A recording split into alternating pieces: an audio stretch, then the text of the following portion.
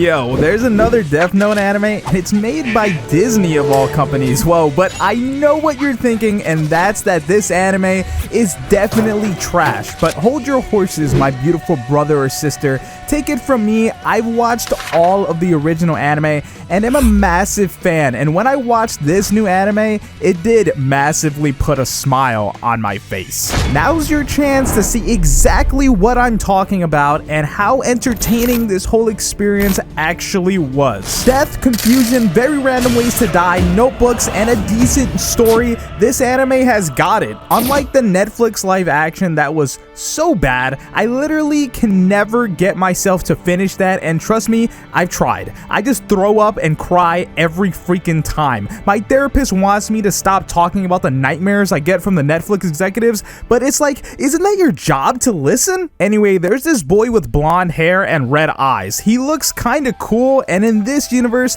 that boy is L, and he's my favorite character so far, but he's not the main character. There's this girl with blonde hair and red eyes. She's the main character. Yes, I know, Disney has a track record for changing things to fit female characters nowadays, but this isn't bad, trust me, because once Elle meets her, things take a turn. Her first line of dialogue is, and I quote, "The human race is 20 cow farts away from human extinction, and we deserve it." The Death Note falls from the sky, but this time around, it's referred to as a death tome. Don't get mad. The rules are pretty much the same as a Death Note, but if you're using the Death Tome, you cannot kill someone the same way as you've killed somebody else. So you have to think of a different death every single time. So not heart attacks for everyone like the original anime. Although speaking of heart attacks, this guy on the news is threatening to kill a cat, and so the girl writes down his name, and yes, that's exactly how he dies, with a heart attack. Obviously she starts freaking out, but soon reasons with herself that even though she killed a man, he was a bad man, and therefore she's actually a hero, and we get the classic red eye light Yagami look, which was pretty nice to see. Alright, again, don't get mad. But of course a Shinigami shows up, and no, it's not Ryuk, it's it's Steve.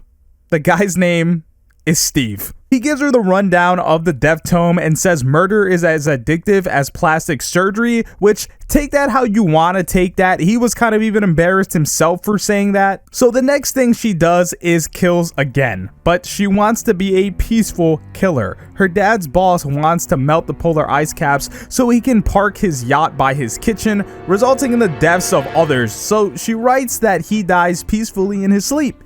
Yet this guy's face freaking falls on a grill and burns off his skin.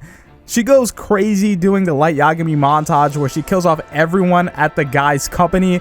There's a guy falling from the sky, a lion eating someone out of the toilet, a girl drowning in a chocolate fountain. Yeah, I know this is ridiculous, but it's way more accurate of a scene than anything we saw in that Netflix movie. But here is where the fun begins, because walking down the city streets, there's breaking news playing, and it's reported that the police know that those deaths were all murders, and done by a single person. The girl is surprised and has no idea how they'd know that. Then we see Elle's mouth on the screen saying exactly how this girl is killing people, and that's with a book, and even calls it a tome. She begins to panic, but then decides she'll kill Elle. But obviously that didn't work because you need his full name, and his full name obviously isn't Elle. She then recognizes the L on the screen and gets super happy to know who he is. It's then revealed Elle is this girl's actual brother. She questions him on how he knew what she was doing,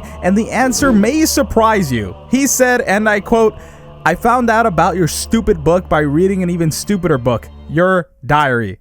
Alright guys, he's her brother, come on, this is obvious. He accuses her of a murder spree, which she calls a justice spree, and then begins writing her brother's name to murder him, and her brother is shocked. Then she realizes she's become a monster and begins to speak about her being a bad person. But then her brother says he's bored, and so she starts writing again, but this time it was for the Shinigami Steve to die. Then this girl starts turning into a Shinigami herself. What the heck is going on? And her brother walk off into the sunset, where the brother actually suggests killing even more. Believe it or not, the only way to watch this is on Disney Plus, and even though it was done by an anime studio, it's basically hidden in the middle of a Simpsons episode, which is season 34, episode 6, so you can see why things were kinda ridiculous. But hey, I liked it. We got two options: hit that video or the other video.